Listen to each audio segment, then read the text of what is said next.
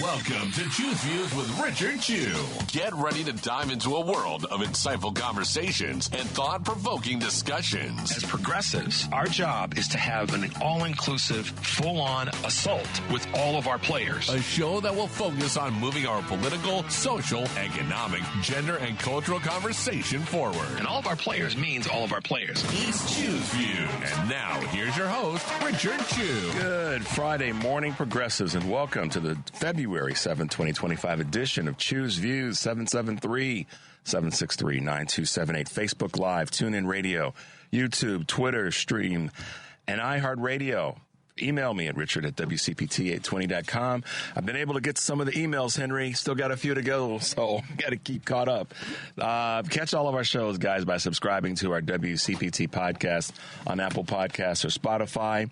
There you can get Choose Views, long version and short version. Of course, Joan Esposito, live, local, and progressive. Make sure you are hanging with Patty Vasquez, driving it home, taking you on your way in her hoopty. The Big Picture with Edwin Eisendrath, and of course, Out Chicago, and our other shows and interviews and programs. The weekend's got lots of cool stuff going on, guys. So don't sleep on that. Make sure you're plugging into what's happening on the weekend. Make sure also to check out our digital signal platform, heartlandsignal.com, because that's where you've got stuff you can share. And most definitely, I can say this to you guys right here and right now. You want to make your way over to Heartland Signal, and I'll start this off today by saying some of the Heartland Signal X clips are phenomenal. They're all phenomenal, but what I mean by that is the things that we've captured there. So the articles in the Post are fantastic, and throughout the week, each day, we have something new that's there that you guys can, as I always say, use to inform yourselves and to be able to pass on to other folks. So make your way over to Heartland Signal X, because we've got some great things there, from the crash and burn video and audio of Representative Nancy Mace referencing members of our society in a extraordinarily negative way, based on their sexual orientation. And let me share something about Nancy Mace right out of the gate that you guys should know. She runs around and brags about how she's the first woman to graduate from the Citadel. Great accomplishment. Graduating from school. Let's just start with that. You know, graduating from high school, graduating from college, if you go, graduating from trade school, whatever it is that you graduated from, kudos, great accomplishment. But she runs around talking about everybody getting a break and everybody being, woke, and how everybody is so concerned about DEI. And she's got an issue with folks. She's got an issue with, and I can say this word, the male organ. So I'll put it that way rather than saying the other word. And something's going on there. But that being said, she talks about how she did it on her own and she pulled herself up by her, heel straps and all this. Come to find out, and you all can look this up. I'm not being hyperbolic, or I am pointing fingers at her because they need to be pointed at her. How disgusting for her to say what she said in public like that in the venue of our. But that's who the Republican Party is. They all of them. But what I want to say about Nancy Mace is, did you guys know, quiet as it's kept, Henry, the little secret, and by the way, give us a call at 773-763-9278 and text us as well.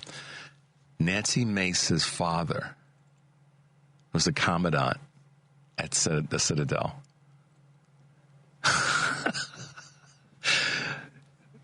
Maybe that's why she was. See, this is what I had. My wife and I had dinner with our good friend Michelle Peltier the other night. Shout out to Michelle. And Michelle looked at me and she said, "Richard, I can tell sometimes you want to really curse, don't you?" And another good friend of ours and the show, Natalie Ziemba, caught me once a few weeks ago. The same thing. She's like, "Yeah, I can tell, Richard." So both of you are right this morning, Henry. They're both right. Nancy Mace is I'm the wonderful one. I've done everything on my own. I'm great. Nobody. Yeah, your daddy was a commandant at the Citadel. Chop that one up, folks. when you talk about DEI. So that could be a DEI Nepo all rolled into one.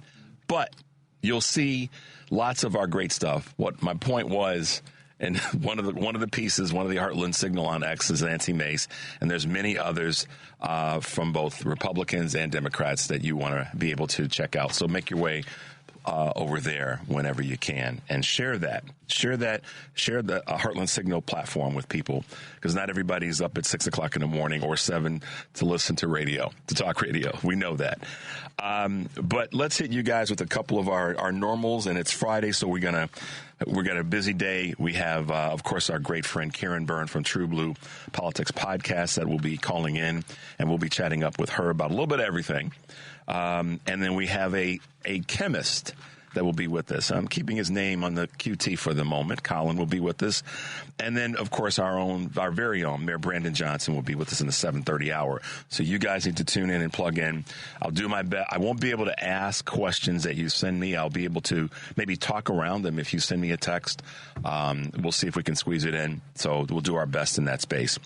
But for now, let's hit a couple of Choose Views News, Henry, and then we'll talk about things to do in Chicago. All right, guys. Federal workers have more time to decide on whether to accept the deferred resignation offers. A federal judge extended the deadline to Monday at the earliest, when a follow-up hearing is scheduled for more than 2 million federal workers who received the buyout offer, and about 40,000 had accepted as of Wednesday. Despite uncertainty about whether the terms will be honored, that's the most important part of this. Will the terms be honored? Federal unions have urged members to reject the deal, which they're suing to block. Right on to these unions. Look, y'all, Donald has backed out before, and so don't accept the deal. Stay there. Fight. We will fight with you. All right, Amazon is coming for Walmart. We saw this coming, guys. Walmart's reign as a top revenue generator in the S&P has been long and stable, clocking in at 12 consecutive years. But this era is likely coming to an end, as CNBC reports. Amazon is projected to wrestle the number one spot from the retailer after both companies reported quarterly earnings this month. Amazon's expected ascendancy is largely driven by the runaway success of its cloud business and the rise in online shopping following the pandemic. Yeah, that's... I will say that Walmart may have not missed the opportunity, but during the pandemic, because they've got big box stores, people that couldn't make it in, they should have been able to pivot at that point. They had the resources, and I'm not shaming them because they're Walmart. I don't know why the hell am I going. They got all the money in the world too.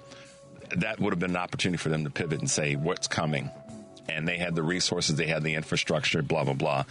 So we'll see what happens. All right, Shine and Temu hit with a 30% levy.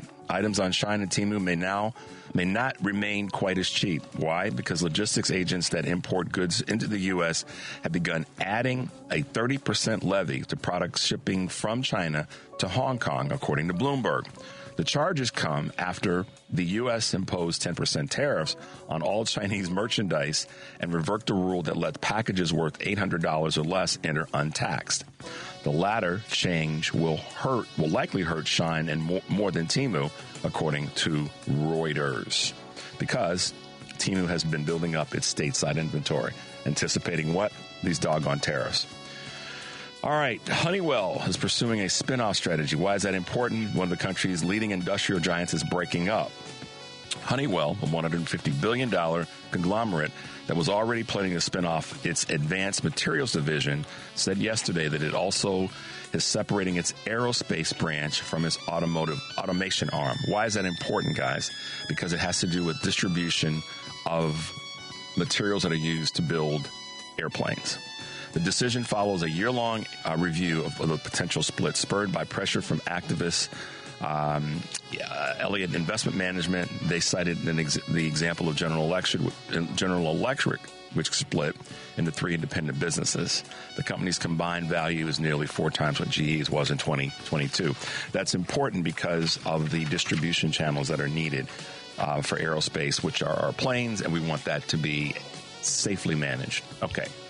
The U.S. House introduces the Deep Seek bill. Lawmakers from both parties introduced a bill Thursday that would bar Chinese artificial intelligence company DeepSeek's chatbot from government devices due to national security concerns. Just kick Elon out. That's our biggest national concern. We can do all these other things, Dems and Republicans. Kick his behind to the curb.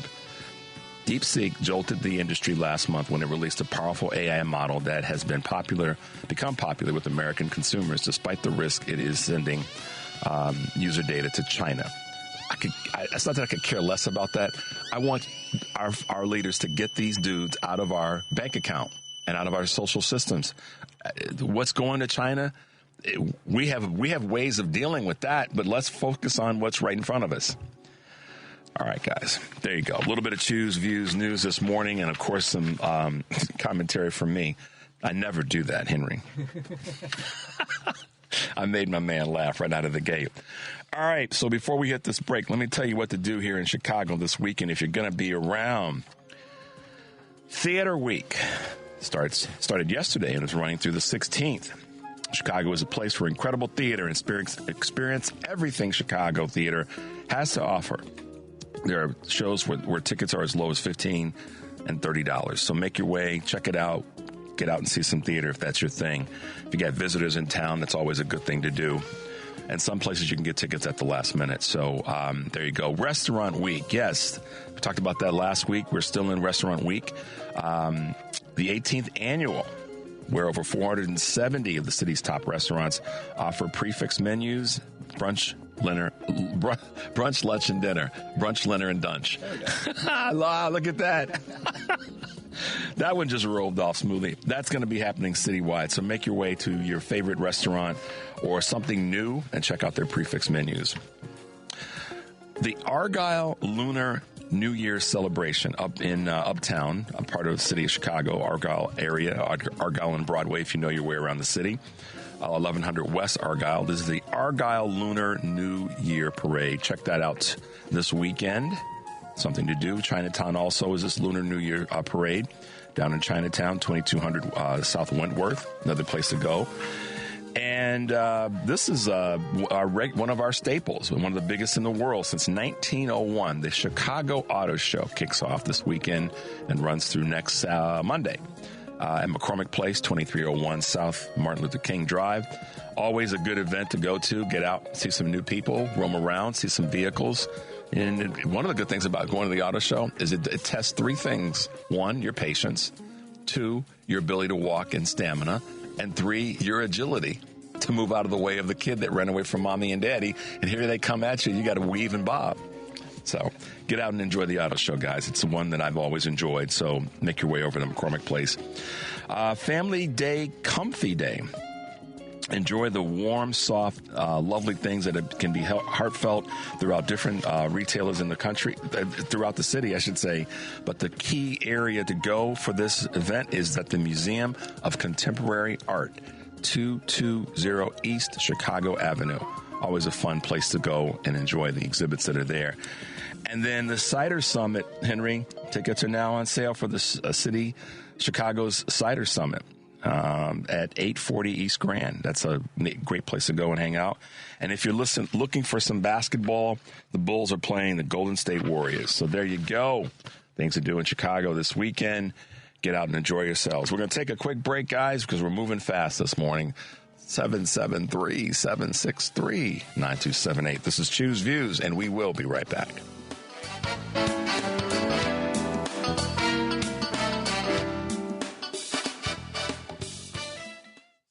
You're listening to Choose Views with Richard Chu on WCPT 820, Chicago's Progressive Talk. Hey guys, welcome back to Choose Views. I got a text to me that someone said, I really don't believe 40,000 people signed up for the early retirement with this lying White House. Need more facts.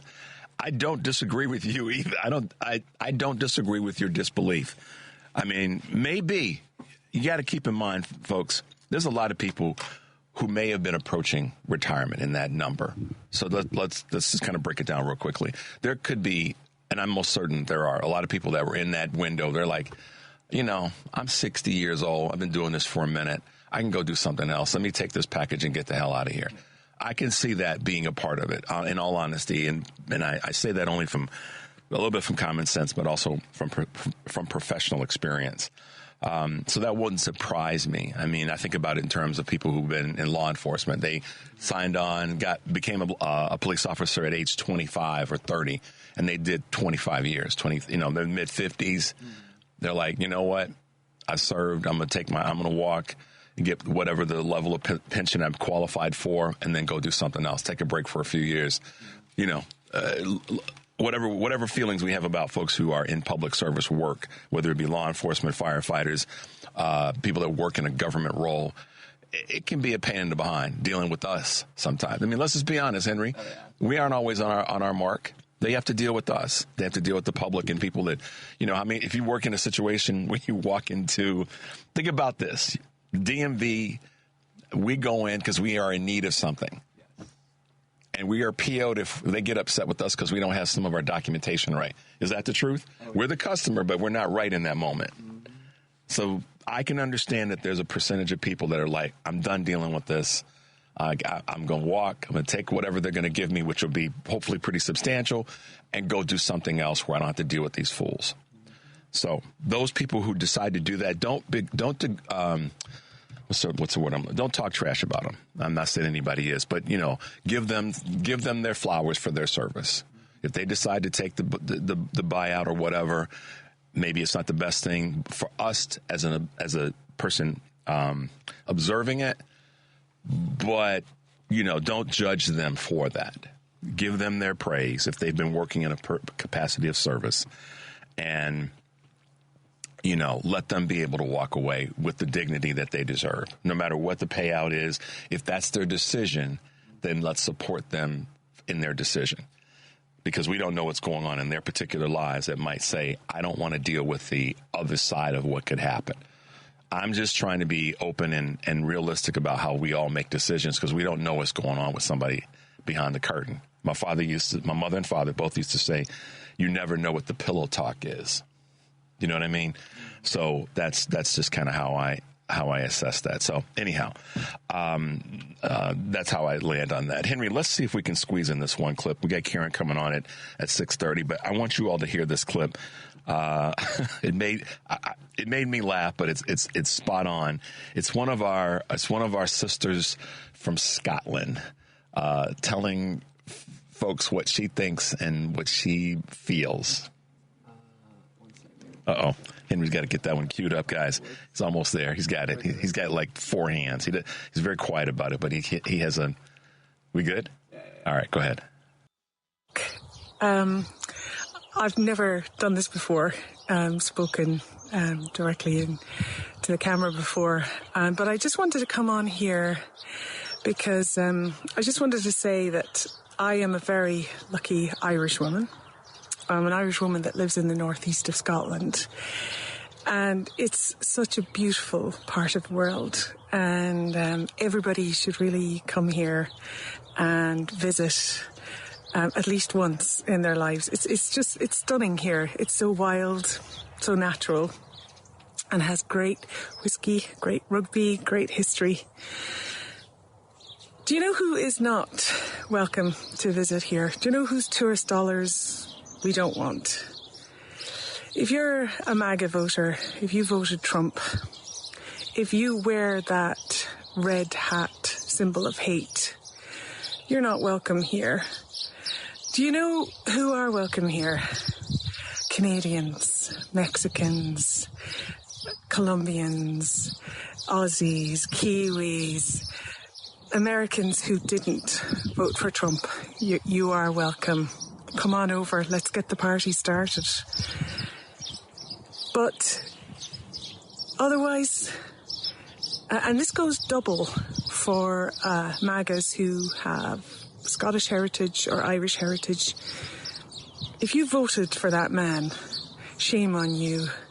Really, you should have known better, and you're not welcome either. So where else are MAGAs not welcome this summer or any summer? We don't want your tourist dollars. Where else? Who wants you? We don't want you.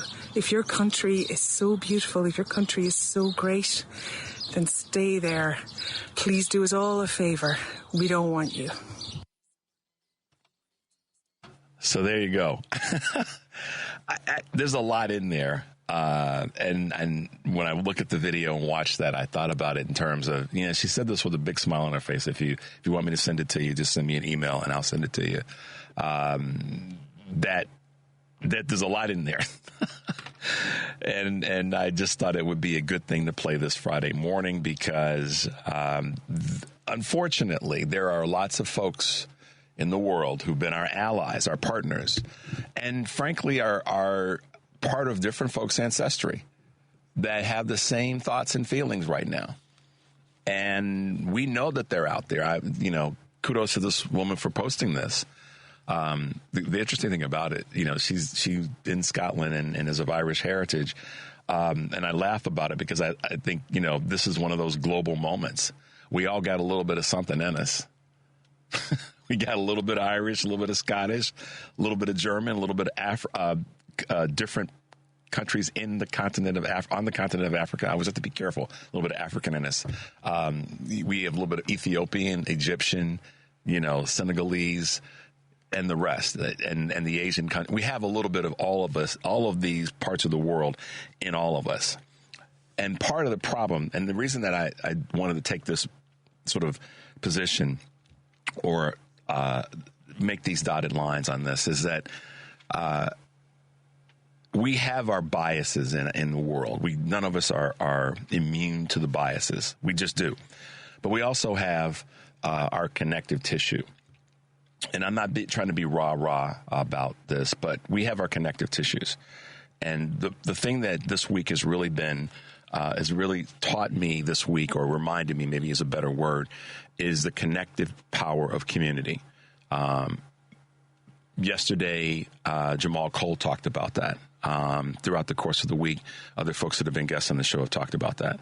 Mayor Johnson talked about that Monday at the WTTW event. He'll talk about it probably a little bit today. But ultimately, the reason that I keep coming back to community is because that we have to remember we're a global community. And one of the things that is one of the things that's happening, and one thing that I want to really try to be a leader in not allowing to happen, or at least not on my little bit of a watch, is that our communities get pulled apart. And the lady, our Scottish-Irish friend doesn't want certain people to come to Scotland. I get the reason why. But at the end of the day, when I saw that clip and I looked through it and I watched it a couple of times, I thought, it really is about welcoming people, and it's about someone reaching out and saying, you all are welcome because we want you to be here. We want you to be part of who we are. And unfortunately, some people aren't. And so I think that that's part of what we have to remember to do. They're trying to take our stuff, and at the top of the list of the stuff that they're trying to take is our ability to be connected to one another. So that we cannot allow them to do. Iron fist fortitude. We cannot allow them to do that. I don't want to be the dude walking down the street angry at somebody that I don't know, Henry. You know what I mean? I don't want to be that guy walking down the street. I mean, that's just not who I am at my core. So I want you guys to be that way either. Don't get me wrong. You know who I am. That doesn't mean I'm not going to be ready. And I don't want you guys to be ready. I want all of us to be ready. But I don't want us to be walking down the street,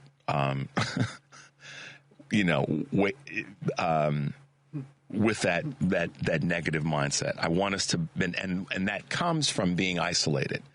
That comes from not having a knowing that we have community. But that comes from the reality of recognizing and acknowledging and not walking around with our heads in the sand about what it is going on with our federal government and what they're trying to do to us on a local level. So please don't get that wrong. Management would not appreciate it. Make sure that you're understanding what I'm saying. I'm not saying, again, I'm not trying to be a cheerleader in this space. I'm just trying to make sure everybody is aware. We got some stuff to fight back on, and we have to be prepared to do that. But just know that our strength really does lie in our ability to recognize that we are a community, and we cannot let them take that part away. That is the part of the message that I've had for a few weeks now, which is that how do I want to put this? The ton of dominoes, this flood the zone tactic is designed to try to wear us down. And the distractions from what really matters is done to have us get upset about the wrong things. And that all things are important, but the things that have to be at the top of the heap. So just hear that message. And when I saw this clip, I thought about it and I said, okay, I want to tie this together, guys. We have to make sure that we are connected. And I love what she said about all y'all can come. That's not how she said it. She said it with her wonderful brogue. All y'all can come except y'all. And so take a little bit of lesson from her. Everybody's welcome to the party except those folks over there that are trying to cause us harm. And we have to put the spotlight on them and let them know they are not welcome until they do what Rich and Courtney yesterday from Leaving MAGA decide to do. That's the litmus test. You guys hear me? Everybody's welcome, except those folks over here, and that until they decide to do what Rich and Courtney decided to do, then you're not invited. Make sense? Not too hard. All right, guys, let's take a quick break. 773-763-9278. This is Choose Views, and we'll be right back.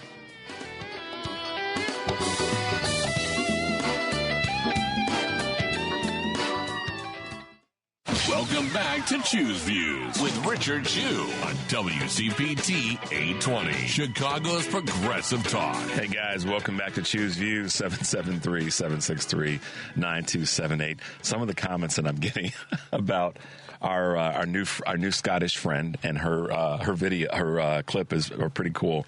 And I'm also getting some interesting ones regarding Nancy Mace. Oh, my goodness. Y'all are some bad folks. But, hey, Nepo, privilege, DEI, Nancy Mace, she's the one that's out there, showing her behind, as we would say.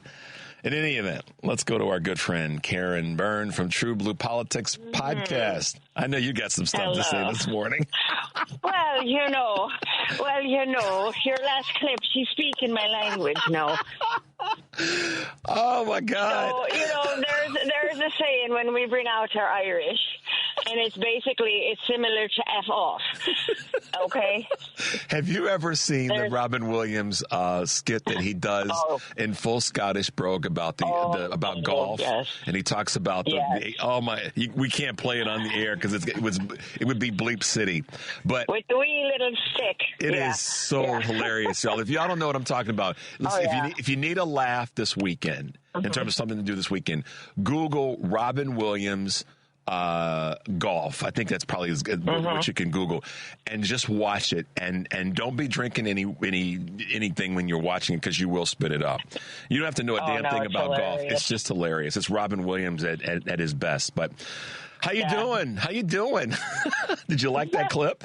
I kind of knew. I did. I fed into it intentionally, knowing that it would be a good lead into you, given your heritage, part of your heritage. Yes, well, my heritage, and I've got and it's Scottish, because I am Scottish and I'm also Irish. Yep. So I think my people were probably driven out of Scotland. We were probably doing something like sheep stealing or something, some kind of bad behavior. So we were sent out, and so actually, I can trace my line to Northern Ireland, but definitely Scottish. Bell, my maiden name is definitely Scottish. But yeah, so I've been to both places, and I appreciate very much. Even the first occupation by him, the spirit of the Scots. To come and tell him exactly what they felt of him in the most colorful language. It's some of the best. If you don't know any Scottish slang, go learn some of the things that they were calling the wanker in chief. Go check it out, because it'll actually it's a little bit of therapy for me. But yeah, and then in Ireland too, we scattered our mom's ashes in Ireland about 3 years ago now, and I have to say that they don't appreciate Donald Trump over in Ireland at all. There was a street performer, and he had a whole bunch of songs, and I actually bought a cassette of his, or I guess it was a CD. But yeah, just like very anti-Trump, and there was these American golfers that were standing there. You could just spot them, Yep. The type, it's just like the ugly Americans that come over, and they're like, anyway, they're in their golf gear, and they're listening to his songs, and they're just sitting there with their arms folded, just scowling and shaking their heads, and then they walk off, and we're like clapping. Everybody starts clapping as they're walking away. It was unbelievably lovely to see that. Yeah, no, they do not appreciate Trump over there. Nobody does. Nobody appreciates Trump except for MAGA. Check this out. So I received this a text from our good friend Bob. I want to read this on the air because it does speak loudly to what you just said. Here's what the email said, or the text says. Richard, that clip of the Scottish Irish woman is both amazing and depressing. I appreciate her honesty. I am absolutely not a MAGA, but look at how much the Red Hats have become unwelcome thousands of miles away. How many other people around the world are thinking the same thing, but not necessarily saying anything about it. Thanks, Bob, for that text. And that's true. It goes back to what you just said. And unfortunately, I don't know, maybe unfortunately is not the right word. Maybe ironic is the word, but whatever the right word is, his last two sentences, or last part of that, unfortunately, many people around the world are saying the same thing and feel the same way. That's the part that makes this. My statement earlier about community being kept together and staying together is important. And when I was thinking about, you being on our segment this morning, that's why I thought, well, that's a little bit of serendipity that I would have a Scottish Irish woman speak to this, but more really about what our global impact is. We've been the global leader in so many ways, but we've been imperfect as the day is long. We've been messed up, and we've messed up a bunch of stuff. So I don't want anybody to listen to this and think, oh, Richard's just glorifying America. Hell no, I'm not. No. We've messed up a part. Let's just talk about immigration for a second, and the immigration from our southern border. We got a hand in that problem. And one of the things that Vice President Harris was trying to do is find out how we could fix the problem at its core, which was kind of putting the light on us. And I think it's in an odd, weird, ironic way, her turning the spotlight on what the U.S. has done to cause some of the immigration issues, got a lot of people to dislike what she was doing in that space, because she was telling the truth about what the American foreign policy had caused, not just in the southern countries migrating to the U.S., but across the globe. Well, and it ties so much into the original sin, the American, where we were built on genocide and the backs of slaves, and not in a place where, all men are created equal, and, with the same inalienable rights. So, you look at it, and we have not yet come to terms with that. We have not yet acknowledged that. And particularly now on our side of the aisle, we all can look at this objectively. We can all say, yes, that all happened. And we have an opportunity to do something and build something great here, right? And that is the difference between us and them. They run around waving the flag and calling themselves patriot, and any open, free speech conversation that would be critical of the United States automatically gets you the label of unpatriotic and anti-American. No, it is acknowledging, it is looking at and seeing our actions and having an honest reckoning with them so that we can then improve and become what we truly want to be, aspire to be. Okay, we are, whether MAGA likes it or not, we are a multicultural, multiracial, supposed to be a democracy if their party would let us. You know, okay, so that's so well put about the introspection. And one of the things that popped in my mind when you said that, so let's just try this on for a second. We have this belief by so many people, many of those who are in the MAGA crowd, the uber MAGA crowd. And yes, we had the great two folks on yesterday, Rich and Courtney from Leaving MAGA, and really mentioned some things that I thought were important. But the thing that the Christian nationalist mindset has done is it's allowed people to skip over something that is supposed to be a tenet of that faith, of the faith, which is a certain level of introspection and humbleness and being able to look at oneself and ask, if you're one of that faith, ask the Lord, ask Jesus, ask the Spirit to help you become a better person. All right. I mean, I'm not trying to quote scripture here, y'all. I'm just trying to say the learning mindset around Christianity and other faith is saying, I'm imperfect. What can I do to become better? One of the worst things to do is to carry the arrogance of denial that I've done. And it gets into the whole thing around forgiveness, right? I mean, forgiveness is based in, I'm not perfect. I need help. Y'all help me out here. I'm about to mess up. Or I messed up. Somebody come help me. I mean, that's just, if we want to break it down to everyday folks, that's really what the spiritual piece is about, should be about. It's walking humbly. But our country is a stark contradiction of that by this, we're great, we're perfect, we don't have to apologize, we didn't do anything wrong. I could care less about that woman in Scotland and Ireland with Irish heritage. I could care less about the folks coming across the southern border because we're perfect. We don't do anything wrong. And to not be welcoming as a country is absolutely the most ironic contradiction for a country that wants to say that it's a Christian country. That's right. Well, and if you recall, when President Obama came into the White House and he went on his first international junket, and they called that the apology tour. Yeah, I remember that. Yeah, and so, what it is it was us saying, because you can't sit there and you can't tout yourself as the greatest, as you said, and completely ignore the fact that you've done some really not so great things.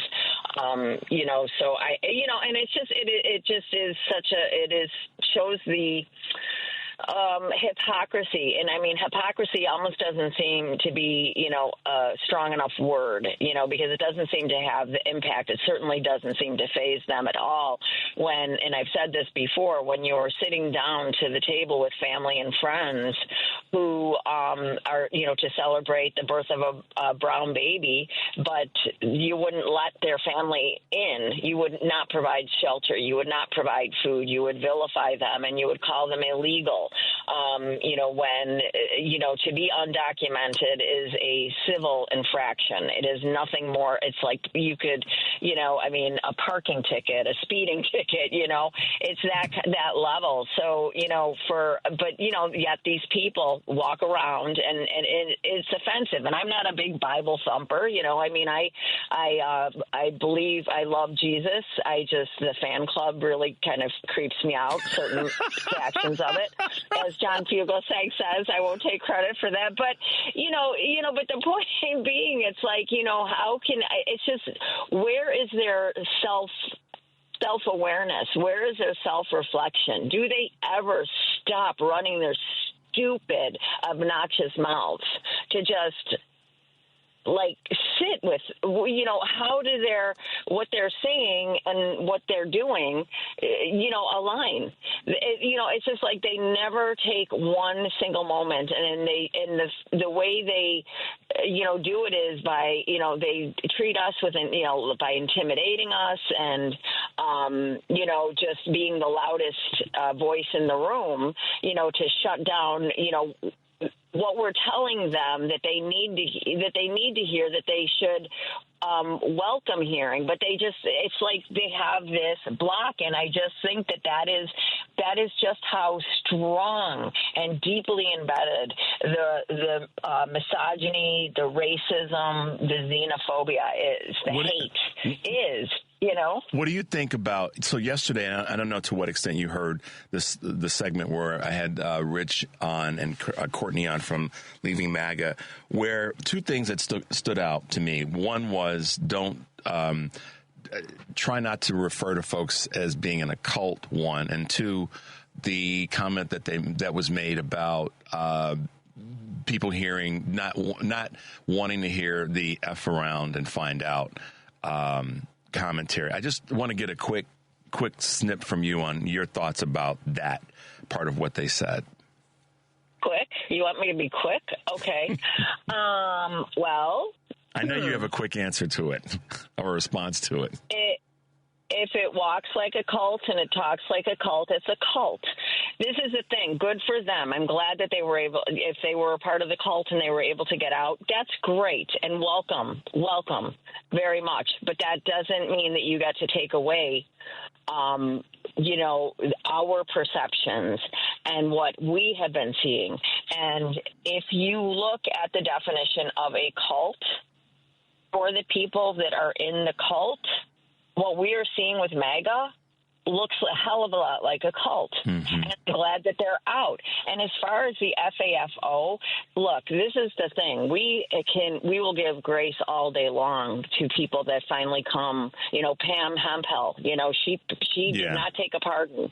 She was one of the people that were with, January 6th insurrectionists, and she did her time, and she will not take a pardon. Now, I have a lot of respect for that, and I will give a lot of grace to people that finally have woken up. And again, welcome. But guess what? You don't get to tell us how we need to react to all of this. And I am not. Look, there was a clip Tabitha Speaks put out, and it was a woman, a young mom who was losing, had her Snap account shut down, and she has children to feed. It's heartbreaking to me. And her poor children are going to be suffering because of the decisions, partly because of the decisions that she's made. But at what point do you start taking accountability and onus of that, and then allowing the people who, now this is not the first Trump go around for us. And so for your guests from yesterday, understand this. This is not our first go around, okay? We lost loved ones to COVID. We, suffered through a shutdown. We had economic hardships because he tanked President Obama's economy while you all ran around and tore down mask displays and harassed school board members, et cetera, et cetera. We did everything that we could to stop that from happening. Mitch McConnell decided that he wasn't going to convict Donald Trump for his actions on January 6th. Yeah. And then all of you guys got behind him again and followed him around for 4 years and tore down Joe Biden and Kamala Harris and said all kinds of nasty things about all of us.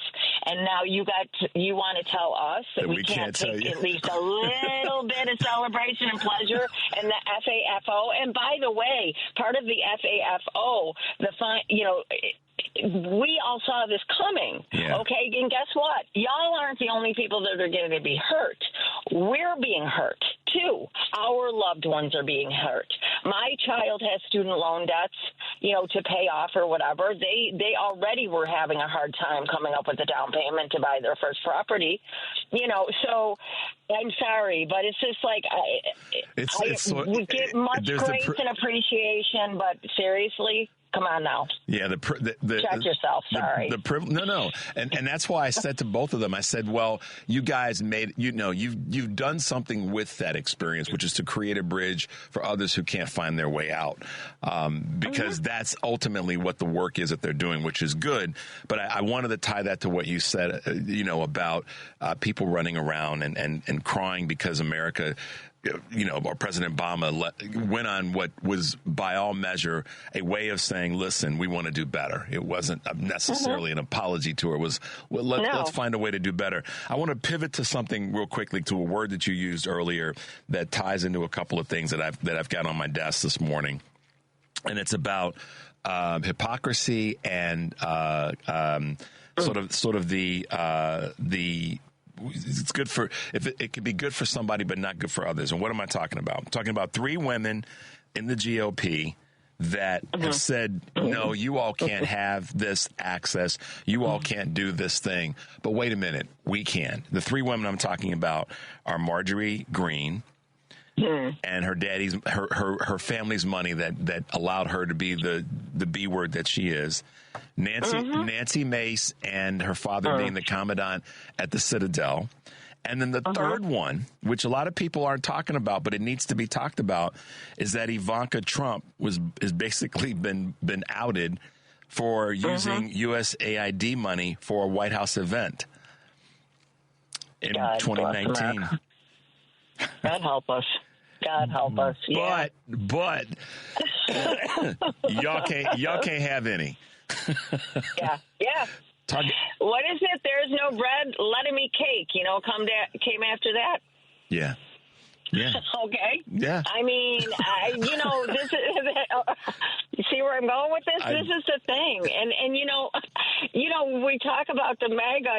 The MAGAs that are leaving MAGA. Okay. We see that a lot of the MAGA cult members, and I'm going to say, y'all are a cult. I'm sorry, you're not going to take that away from me.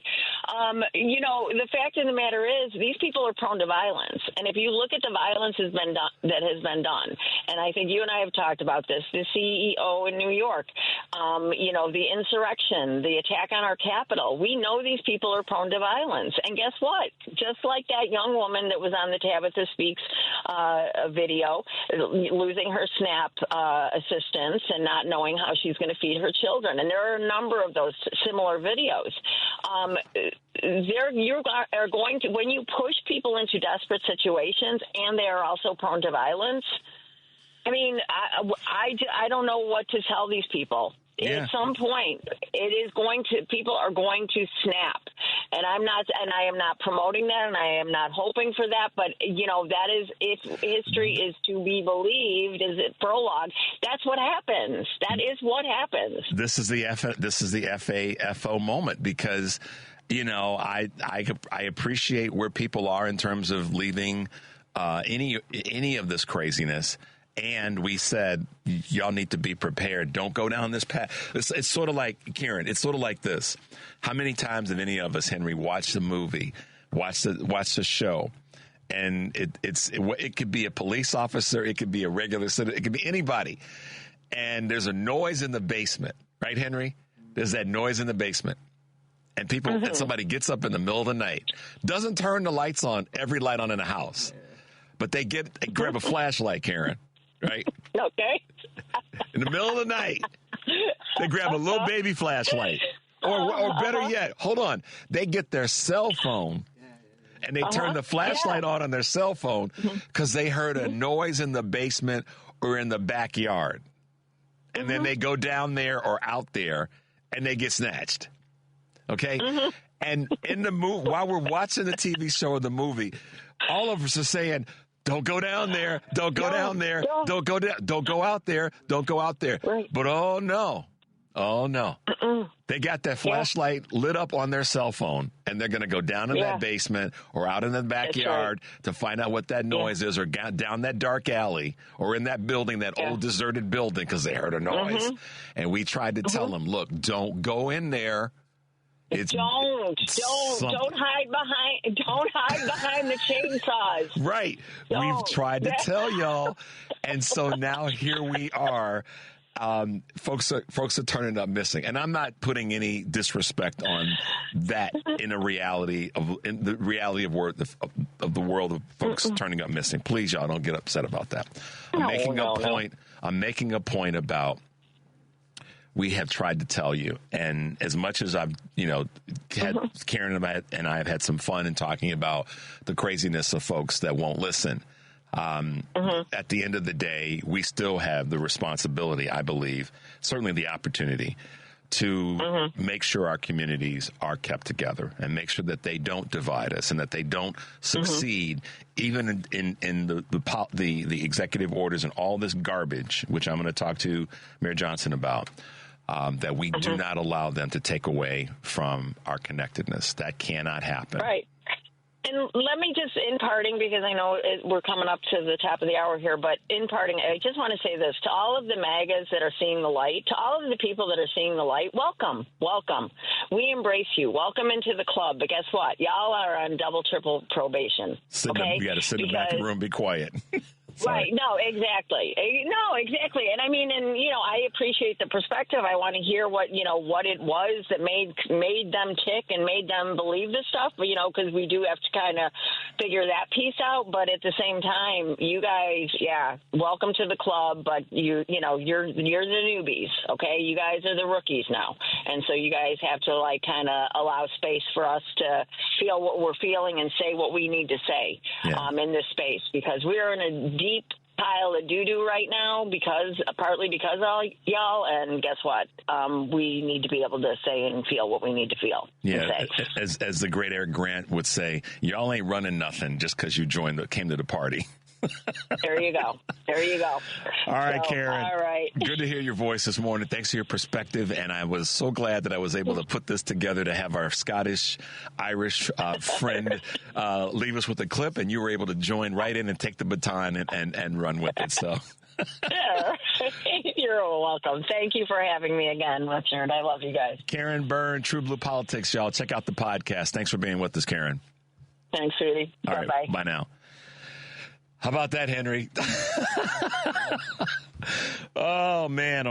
That clip just has so much in it, and it really just does. So I hope you guys can appreciate the little bit of goofiness that I try to throw at you this Friday and put a little bit of smile on your face this morning. So we're going to take a quick break. We've got at the top of the hour, and when we come back, we'll have our secret agent sort of chemist chatting with us this morning about some EPA items. The number is 773-763-9278. This is Choose Views, and we'll be right back.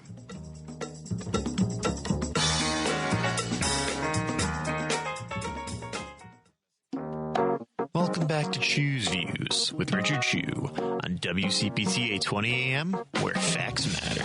Take it away, Richard. Hey, guys. Welcome back to Choose Views. Thanks for being with us. 773-763-9278. You guys can catch my Substack. It's Choose Views. Really easy to find. We were just getting that up and going, and we'll have different articles posted in the weeks to come. So we've got our first one this week. Looking forward to bringing you more.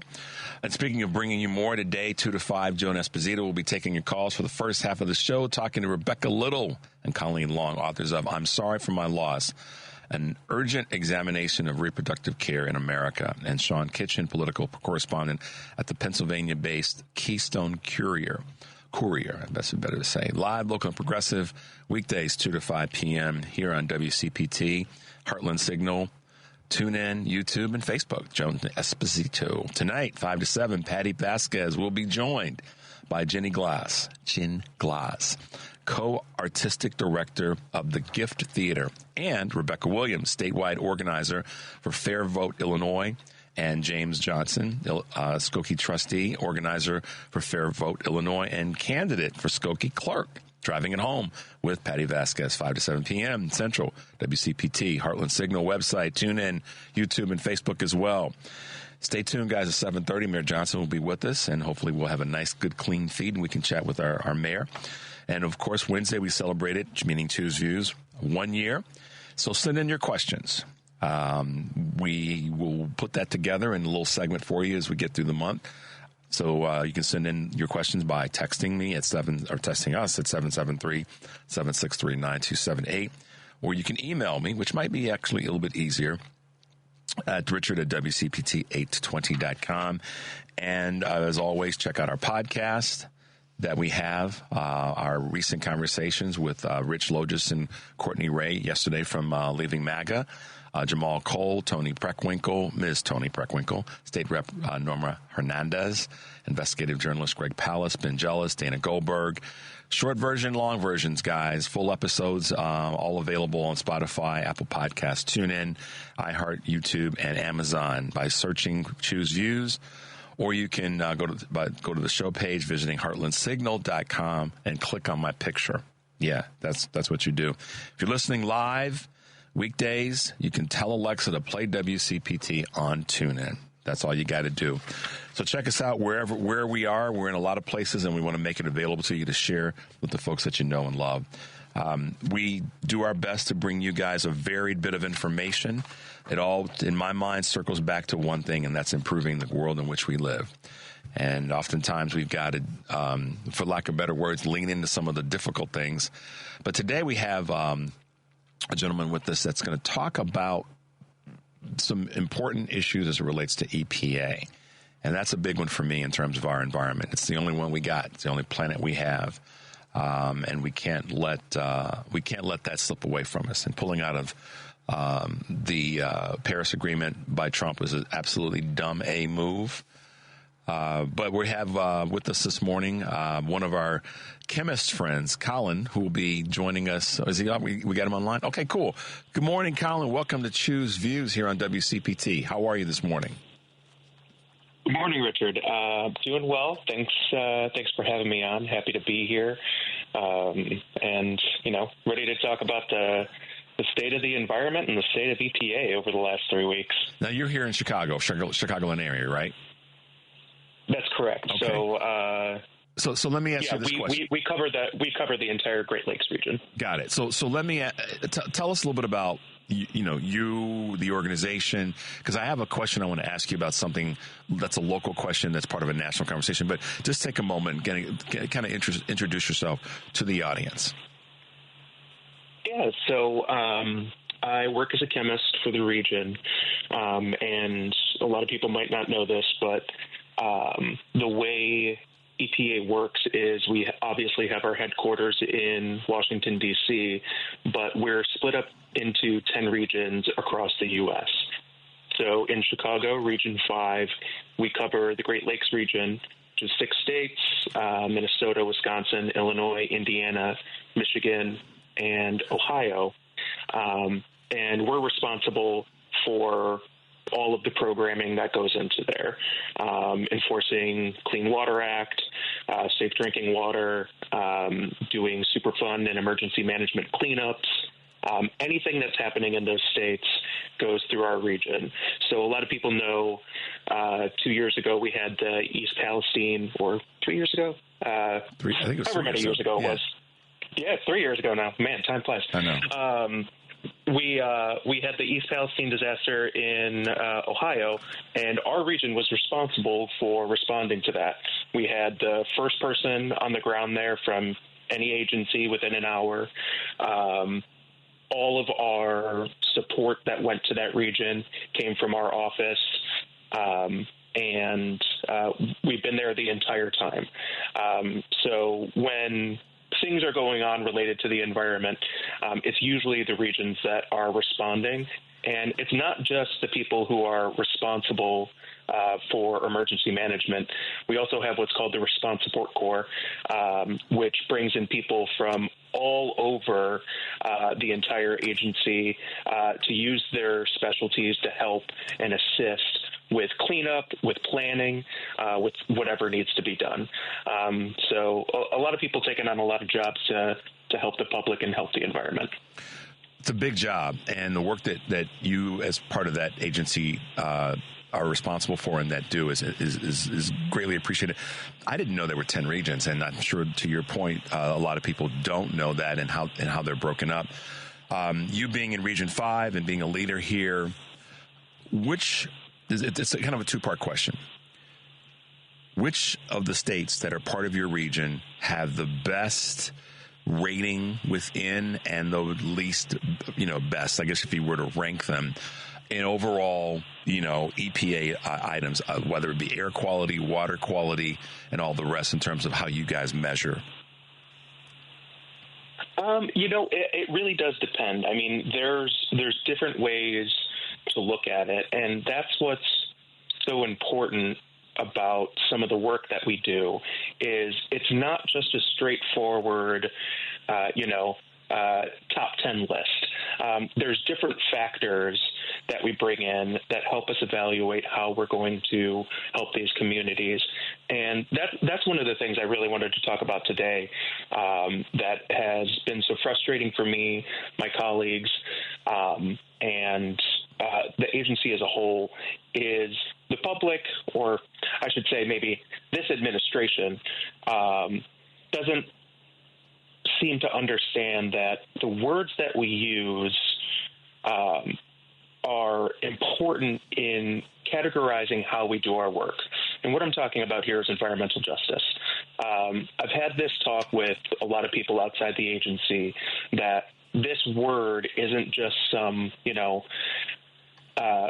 woke nonsense word that was applied because somebody had an agenda. No, it means a very specific thing that determines how we plan for projects in different communities and prioritize different cleanups.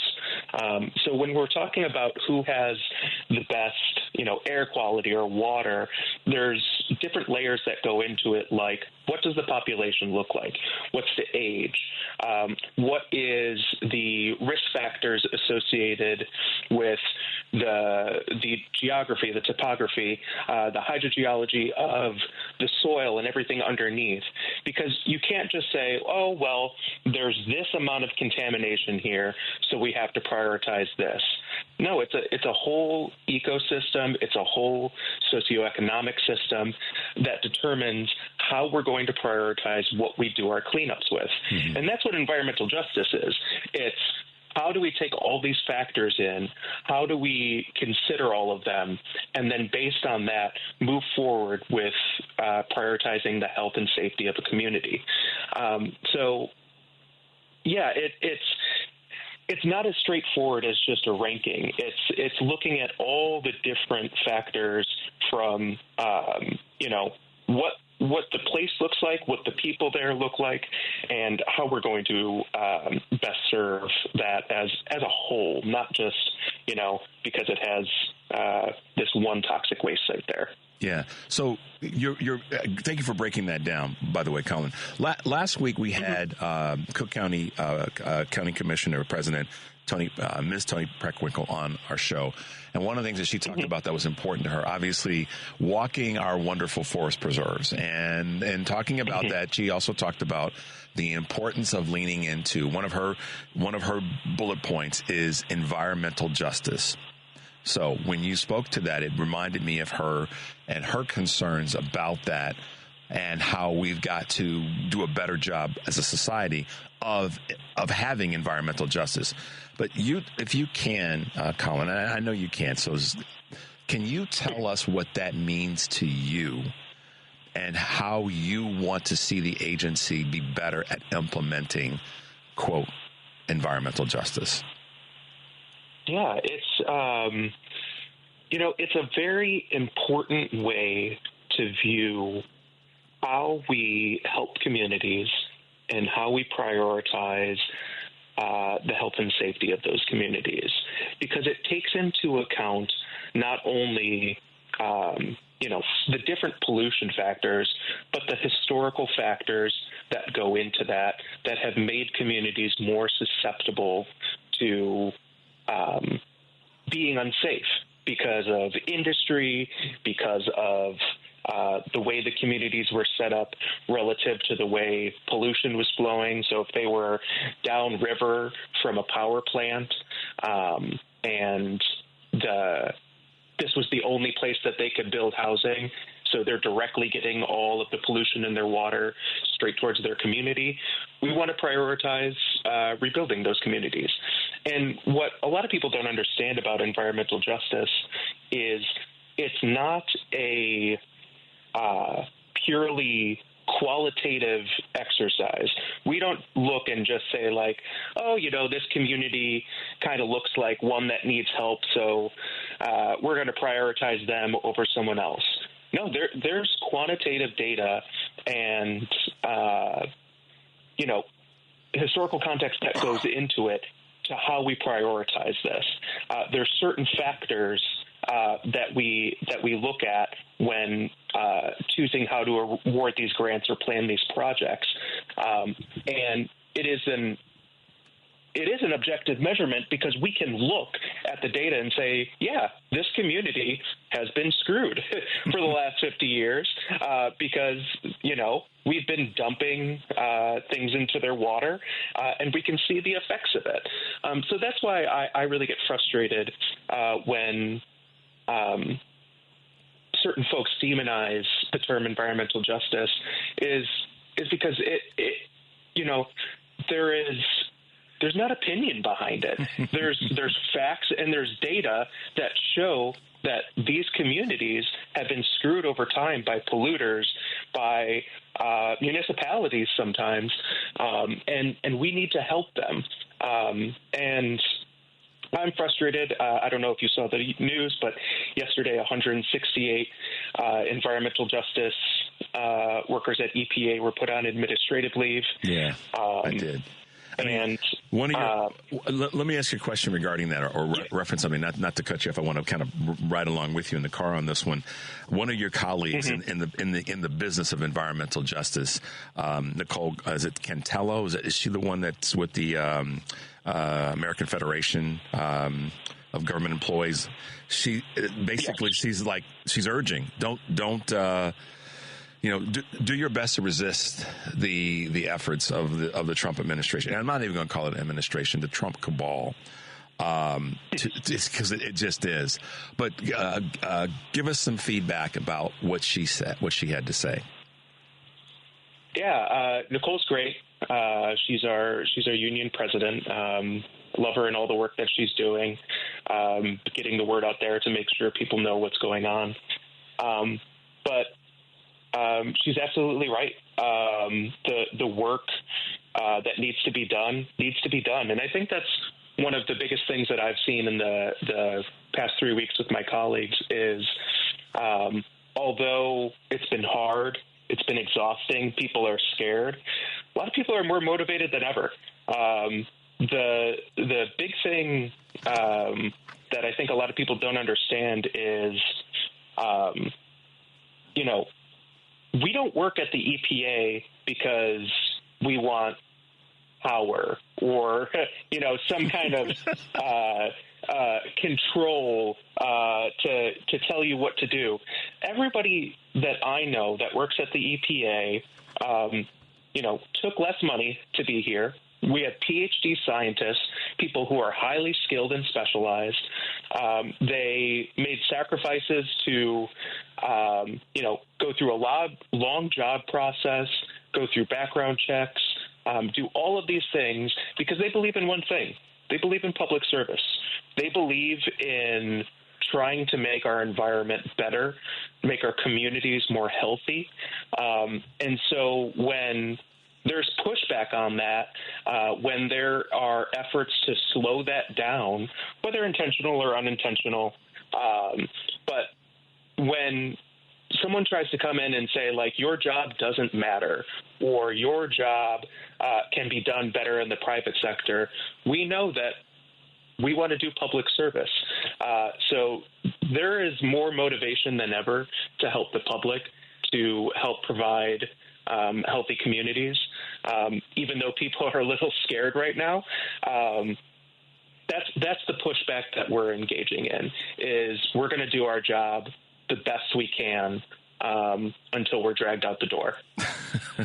Listen, man, two things. First of all, I'm with you in terms of that, and I like the stoutness of your statement about until we're dragged out the door. To go back to a phrase that you use, and I know you weren't using it in a derogatory way, but this is not, our environment, our climate is not woke nonsense. Studying it and how it operates and protecting it is probably one of our primary responsibilities.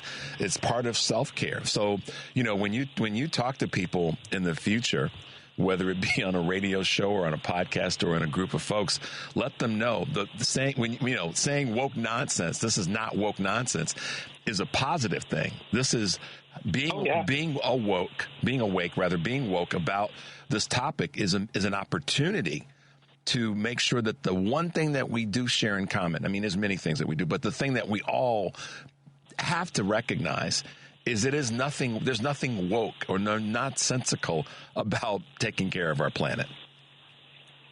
Yeah, to be clear, that was in quotes. But no,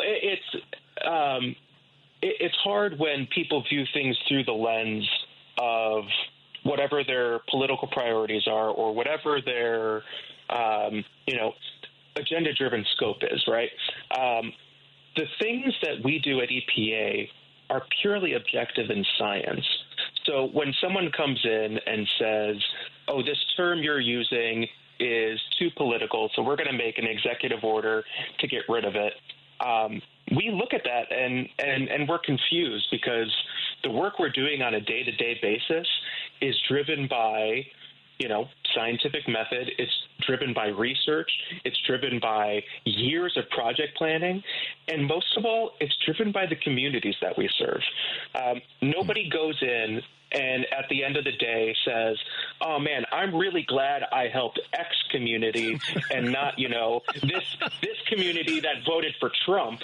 I'm glad I only helped my team. No, we don't care about that. We care about helping all communities in our region. Yeah. We go wherever the problem is, and we don't pick and choose. And that's when I get frustrated, is when the optics make it look like we are, trying to help one person over another. No, we're just trying to help who needs help. Yeah. That's what's happening at the end of the day. The picking and choosing is only, we have to pick where we got to go, but not because of where the data tells us we have to go, not where we're driven because of our political beliefs, et cetera, et cetera. That's not helping the country.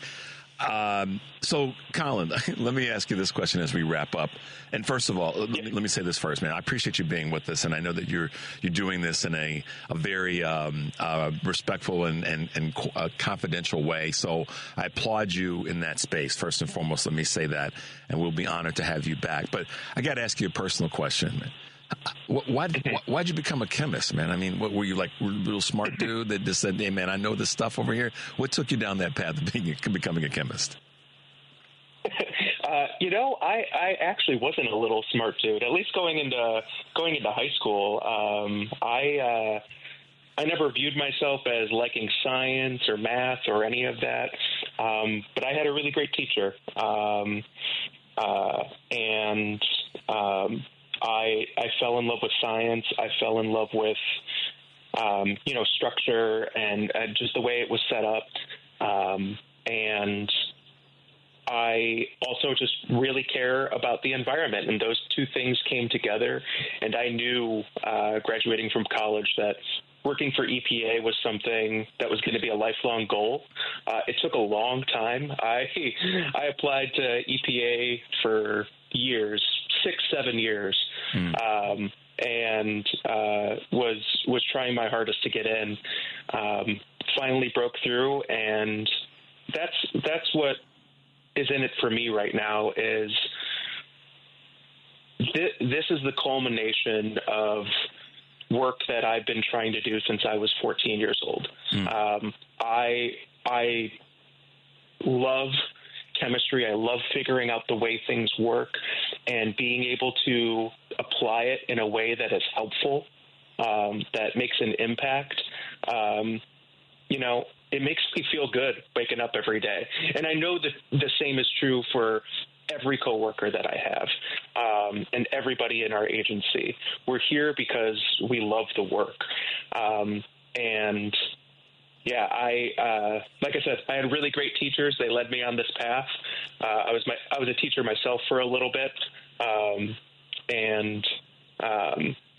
Just everything has brought me here. So I'm just really happy that I get to still do this, and hopefully still get to do this in the near future. Well, we're happy too, and we're also blessed and fortunate to have someone that has the stick-to-itiveness that you have, and that you showed, and staying with it until you got to the EPA, and now you're using that same energy and skill set to kind of protect this, my man. So, Colin, we appreciate you being with us this morning. Love to have you back in the future, and give me a call if they start to try to drag you out. Just give me a call. I'll do my best to show up, because like you, I'm a fighter, and we want to keep this thing moving forward and keep us protected. So thank you, Colin, for being with us this morning, and stay safe, brother. Okay. All right. Thank you, Richard. Appreciate it. All Solidarity right. forever. That's right. Stay safe. All right, guys, we're going to take a quick break and keep the train moving. Great to have Colin with us this morning from the EPA, and talking about things that affect us all when it comes to our planet. Let's take a quick break. When we come back, at some point, we were going to have our Mayor Brandon Johnson from here in Chicago with us this morning. 773-763-9278. This is Choose Views, and we will be right back.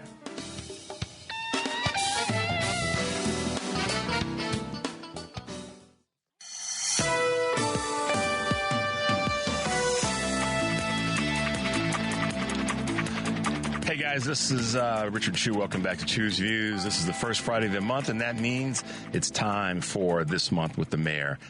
Mayor Johnson, good morning. Hey, good morning. Thanks for having me on. Yeah, no problem. Welcome to the show. How are you doing this morning? I'm doing wonderful. Whatever that little bug is that's bouncing around the city of Chicago, somehow I've been able to escape it, but it got my wife and all three of my children.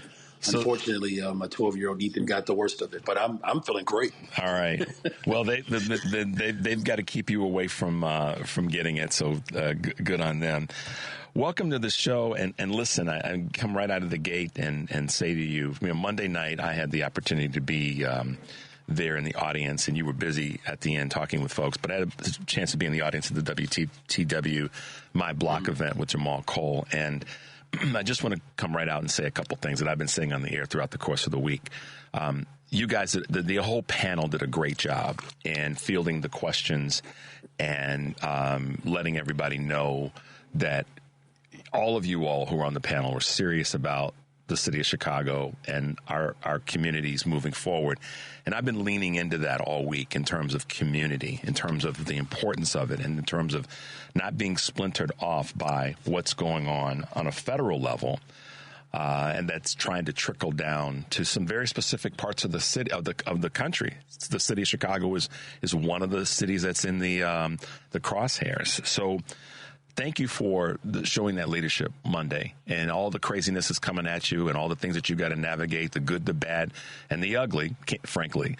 I thought you guys did a great job, and particularly you were showing the leadership that the city needs to see from you right now. So kudos to you in that space. What was your impression of the panel and the group of people that were there?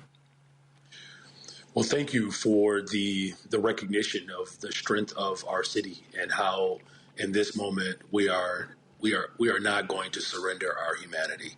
And that's really what I believe the extremism in this country would like for us to do, to see everyone else as a threat or as an object, and therefore providing permission for the type of unfair treatment that unfortunately this country and the world has participated in. The panel was absolutely exceptional. I'm grateful to Jamal Cole and My Block, My Hood, My City, and their partnership with WTTW to bring me in, to give the community an opportunity to ask direct questions to me and to anyone else who will listen around the things that are most pressing for them. I thought it was an incredible display of the consciousness of Chicago, and it was a more accurate depiction of how the residents of the city are seeing this moment. And again, each and every one of the panelists brought a level of expertise that reflects what I always call the soul of Chicago, our diversity of thought, the diversity of experiences, the different, again, demographics as well as age, representation. All of that was on display at that public forum. And then the public audience being able to see, experience it, and touch it for themselves. That is the type of interactions that I believe we need to have versus some of these smaller news bites that really don't get at the essence of what we are facing in this moment and, quite frankly, what people actually care about. Yeah, that the sound bites and the clips and the headlines really don't get. I was having dinner with a friend the other night that said the clickbait is causing so many distracting moments for people. They don't get deeper into what's really the substance, and you guys did a really, really good job of that. Mayor Johnson, talk a little bit, and you mentioned this, as did Jamal and others on the panel the other night, why it's so important right now that communities stay connected and why they have to be not just working together, but making sure that they're reaching out to others. Talk about why community is so important to you as mayor of the city of Chicago, but also to our greater conversations when it comes to some of our national issues. Yeah, it's an excellent question. Look, our interdependence on one another is far stronger than we realize. And making sure that community remains connected, it's critical to, building a much more inclusive economy. So, for instance, right now we are moving already, believe it or not, into our discussions around the budget for 2026. And, we came off of an open, very democratic process that led to the budget that we are living in right now. But there are clearly desires and demands that the people of Chicago have. And, to be quite blunt, there aren't enough resources to really provide the type of economic stability that's needed in every community. And the reason why that's critical, and to your question around community, is that when communities suffer or where particular groups suffer, it will have an impact on the rest of us. One of the best examples that I can give is that, when I was, playing a little Division III college football, I remember jamming up my shoulder. And at 18, 19, Chew, I don't, it didn't hurt. I will say it like that. Though there was some gnawing, in my shoulder. At 48, it bothers me. and let me just tell you, I don't know if you've ever experienced this or anyone else my age, that if there's a particular area on your body that is ailing, it will have impact on the rest of your body. Yep. And again, 30 years ago, it was the shoulder, kind of bothered me here or there. Now there's an entire adjustment that I have to make as a result of not getting the treatment that I should have received 20, 30 years ago. And so this is a similar element when it comes to community, that one part of a body that is not whole will have consequence on the rest of us. And so when you have unemployment, for instance, for young black men, that looks like the Great Depression era numbers for white men, at which our country called it a national crisis, by the way, when unemployment had reached 30% amongst white men. And you have that type of concentrated unemployment within one particular group, it will have an impact on our society. And so that's why youth employment, our investment in education, bringing new development into the city of Chicago, these are ways in which we can, approach these ailments that exist within the city of Chicago so that there isn't a heavier load being carried one way or the other simply because we refuse to address a critical issue. I hope that makes some sense. It makes total sense. And again, I say this often, Mayor Johnson, I have to stop taking notes and listen to what you're saying and what others are saying when we have them as guests. So I want to connect something to what you just said to our future. The word I wrote down was compensation. And our body's I know exactly what you're talking about in terms of injuries. If you don't get one fixed, then it's going to eventually, your body's going to compensate and something else is going to go awry. And I link that to this phrase of a rising tide lifts all ships. The counter to that is, if you don't lift everybody up, somebody else is going to suffer. But a lot of people think that when you lift up a particular community or group of folk, that it's taking from another group. And I've never, as an economist and ones that studied, financial matters, I've never seen that be the truth. It's always the opposite. When you lift up the areas that need to be lifted up, and it's common sense. If you drive a car down the street, it's got 4 tires. If one of them's flat, eventually you're going to wreck something. So let's put some air in all the tires so we can run down the road smoothly. And a lot of folks don't get that. Yes, that's it. It's unfortunate that sort of paradigm or mindset matriculates and unfortunately metastasizes our body and our city. What I will say, though, is that there are examples where people actually recognize this value. I'll give you an example: youth employment, for instance. We're positioned to hire up to 29,000 young people this summer. It's a 43% increase since I've been in office. Last year, we hired almost 28,000. 10 of the top neighborhoods where young people were hired from were on the west and south sides. The one that I like to highlight the most is the Austin neighborhood, not just because that's where I reside, where my family, we're raising our family here. It's because when you look at the reduction of violence in Austin and this police district, there's been a recognizable decline in violence. I actually believe that there is a connection between the fact that almost 1,700 young people had summer jobs.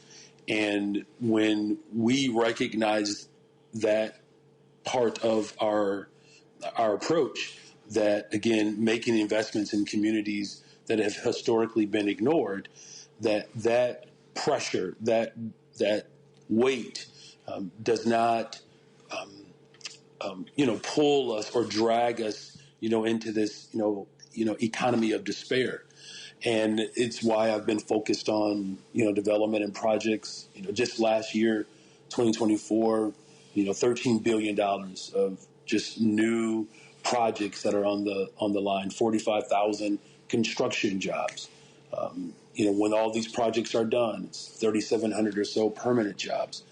The more we recognize the equitable distribution of wealth and the balance that creates for our society and our long-term sustainability, people begin to have lived experiences, where they don't believe that someone else benefiting from these investments is somehow a repudiation or a slight against them. I think the last thing that I'll say here, because you raise an important point, that there really is this insertion, if you will, of divisiveness that we have to plow through as a city of descendants of slaves and immigrants and indigenous people.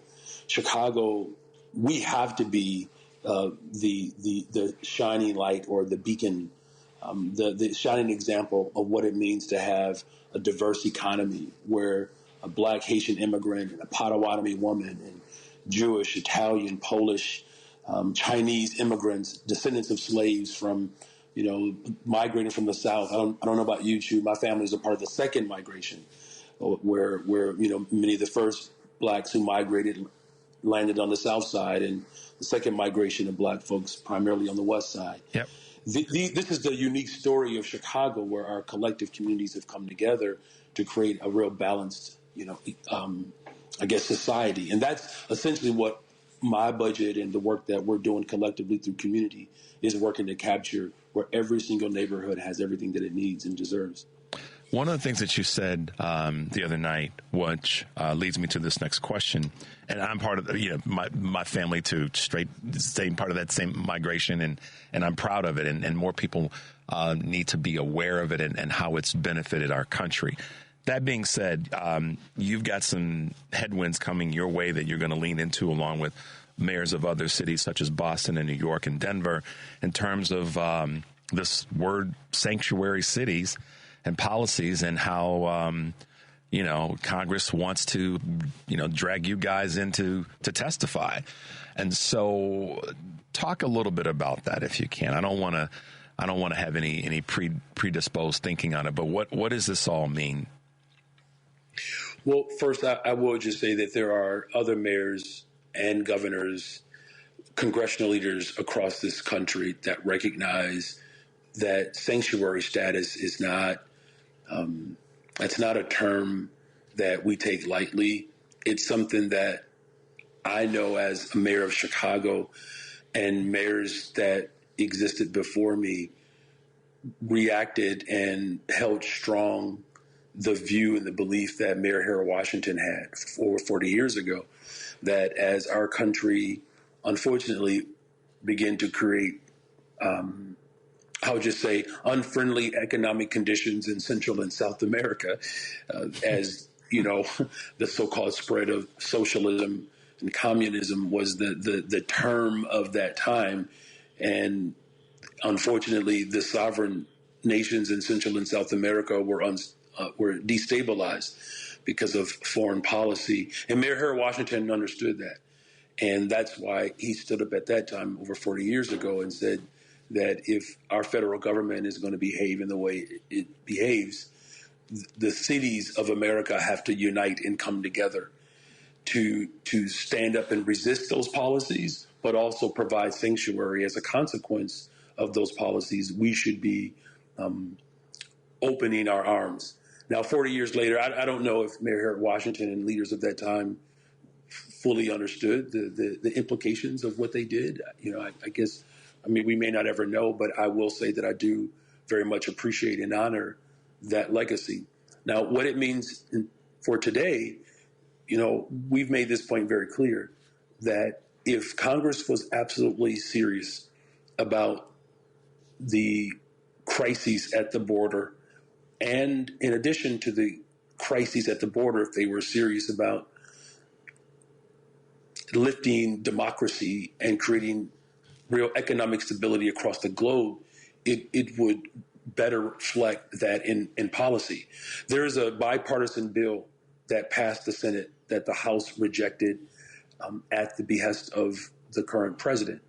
That policy alone could resolve many of the things that people have angst about today. As far as what it means in terms of just representation in this moment, you know, Michelle Wu, I do want to lift her up, the mayor of Boston. You know, we claim her. She's one of us. She's born and raised in Illinois. I believe she was raised in Barrington. Barrington, yeah. She just had a baby. We had a strong relationship with her.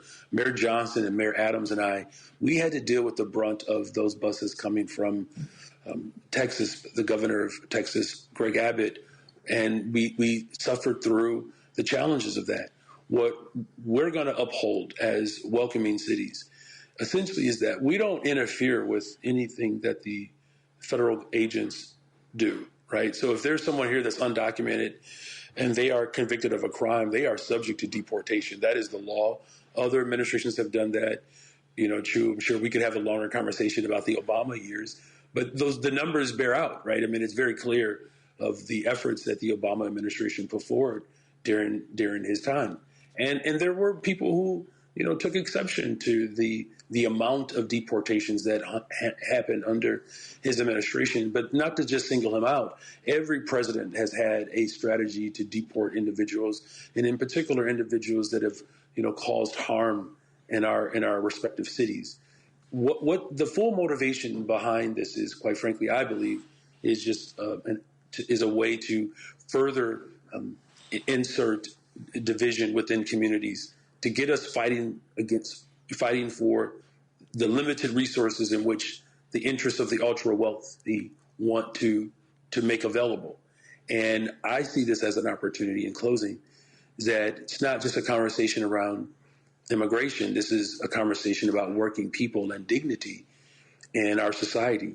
And as much as we know that, you know, laws have to be upheld, I would wish, you know, the oversight committee would spend more time discussing how illegal guns are getting into the streets across America and finding ways in which we can hold those entities accountable. Because I can tell you there's a lot more tragedy that I can point to in the city of Chicago and cities across America at the hands of illegal guns and illegal weapons. So I'm going to, stand firm and work with these other mayors to continue to uphold the values of working people. That again, we won't interfere with FBI, with federal agents, but we're certainly not going to deputize law enforcement locally to behave as ICE agents. It's not something that is, quite frankly, even manageable, and we don't see the dignity in forcing local law enforcement to walk around and ask individuals what their immigration status is. Yeah. So a couple things that you said that just made me smile. The first one was stand with dignity. And that's one of the things that Monday night I noticed. And I spoke to a few folks after the event. And one of the things that I saw in you, which I'm proud of, and I will say this as sort of your big brother in this moment, I'm proud of how you've been standing up and reinserted the spine of our ancestors in your body, that even with the imperfections of your administration, which is part of the deal, and the imperfections of doing what you have to do that you signed up for, you have been showing that steel in your spine. And I want to applaud you for that, because I know that folks are coming at you left, right, top, and bottom, and continue to do that, because that's what leadership is. And that's what people want to see from you, from the other Mayor Johnson in Baltimore, from our mayors in all of our blue cities, and our governors throughout the country. They want that, Mayor Johnson. I'm telling you, imperfections are there. That's a reality of living. You know that. You're raising a family. But the country wants to see us fight back. They want to see folks like you put that steel in your spine and let folks know we are going to lead from the front, and we're going to stay connected. So I have to give you your flowers in that space. Be darned whatever else is coming at you right now, and how those things are landing on your desk. Talk a little bit about, as we wrap up today, talk a little bit about how you are working with some of the other mayors. And I know that's a big question, and we'll get back to that in a future show, but how you're working with some of the other mayors to share the resource of ideas and solutions. Yeah, it's a great question. Look, there are mayors across the globe, quite frankly, that I've been in communications with. Just a couple of days ago, I spoke with Mayor Valerie Plante in Toronto, the first woman ever elected mayor in Montreal, Quebec, the first woman, 365-year history, something like that.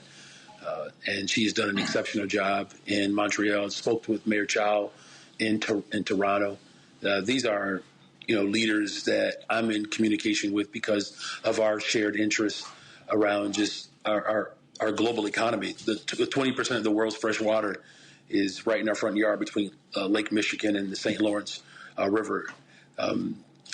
Again, in working with mayors across this country, Mayor Johnston is just one example. Mayor Baz, Brandon Scott, Paul Young. I mean, I can just go down the list of mayors who are all working towards solving the local challenges, whether it's building more affordable housing. So, for instance, we have a brand new model that we're using based upon what has been done in Maryland, green social housing. And essentially, this is, a way in which we can establish essentially a nonprofit public developer that will be governed by a board that is accountable to the government to build more affordable rental units, right? I mean, these are, things that are being done in Atlanta as well. And Paul Young in Memphis is working on similar models. And so I just want to lift up the fact that, whether it's immigration or housing, that I'm in constant communication with mayors. There's Brandon Scott in Baltimore, for instance. He's in his second term now, but he has a very similar disposition as I do, investing in young people. And so his youth summer employment jobs have increased significantly, and homicides have gone down in his city. On this issue, I will say this. When the buses were coming, and no one had an answer for the buses. No one, literally no one, the federal government, no one. I'm in a cabinet meeting, Drew, and I'm just talking out loud. I'm just saying, look, there's got to be a way in which we can better regulate these buses that are coming through. There's just, the Greyhound bus cannot just show up in Chicago whenever it wants from St. Louis. And so, absolutely, the law department sends a note up and says, Mayor, you're absolutely right. That's how we came up with the bus ordinance. Mm-hmm. That bus ordinance that ultimately regulated when buses can arrive to try to establish some order. Municipalities around the state took on that same bus ordinance. Denver put one together similarly, in New York and other places. And so it was an idea that came out of a cabinet meeting here in Chicago that the White House even recognized, like, man, we appreciate that you at least came up with something. And as a result of that, that's when, I don't know if people remember how dangerous this was. The governor of Texas sent an entire airplane, multiple airplanes around the country with asylum seekers on these airplanes. And what ended up happening as well, no one knew that you can fly a private charter plane into a city without disclosing who or what's on that plane. Yep. I mean, this is a matter of national security here, right? International security. And this is how mad this individual was. He spent roughly almost $225 million just to send, asylum seekers and undocumented individuals around the country to prove a point that he didn't have to. And so it's through these shared experiences where, we developed ways in which we could build out shelters. In fact, there are cities throughout Canada who were dealing with similar crises, used our model in terms of temporary shelter to respond to the crisis as well. And I will say this last thing, something that came out of the new arrivals mission. We built a one system initiative to respond to homelessness in this city. And for years, Chu, I'm sure you're aware of this, people call 311 because they are unhoused. Right now, there's not a single person in our city that is called 311 that doesn't have shelter right now. Yeah. And so, we have built, beds, and we have worked with the state to come up with this single one system initiative. The last thing that I'll say, out of these conversations and out of these crises, we have found hope. And that's what I'm living in right now, is that what people mean for evil, we can find good out of it. And again, ensure that the dignity of humanity doesn't get lost, even during very difficult times like these. Absolutely. Mayor Johnson, appreciate you being with us this morning. Great event on Monday. And I know that you've got to run, but it's always great to talk with you. And I'm glad that you're taking on the leadership that you have to take on, connecting with other mayors and governors and other elected officials throughout the country to make things as best as we can during this crazy time. We're here for you. We're here to support and encourage you and constructively criticize you as needed. But stay in the fight. We know that we got you, and we look forward to talking to you again next month to see what's been happening in your world over the next 30 days. So thanks for being with us, Mayor Johnson. You are certainly welcome. Chicago, we will continue to lead the way, to be an example for the rest of the world. And I'm grateful to have an audience in a space like this to be able to communicate and to your point, challenge to ultimately make us stronger. So thank you again for the space, and look forward to talking to you in a month. That's right. All right. Be safe, Mayor. We'll talk to you soon. Bye-bye. Bye now. All right, guys. Listen, it's a privilege to interview and talk with our mayor. Lots to learn there. And I'm proud of what he's doing. As I say all the time, the imperfections that come along with what any elected official have are there. And Mayor Johnson is working hard to show the leadership that he needs to show to navigate through the things. We'll get into some more items over the next few weeks, and we'll be prepared to talk to him about as he gets ready for this congressional hearing. But for now, good to have the mayor with us, and we'll do our best to keep that train rolling. Henry, can you believe it is the end of another week? It's the end of another show. But I have to say to you guys, thanks for being with us, and thank you for helping kick off year 2 of Chu's Views here on WCPT. I'm glad to be with you guys. Weekends upon us. Enjoy yourselves. And as always, take a deep breath and make your life count. We'll see you next week.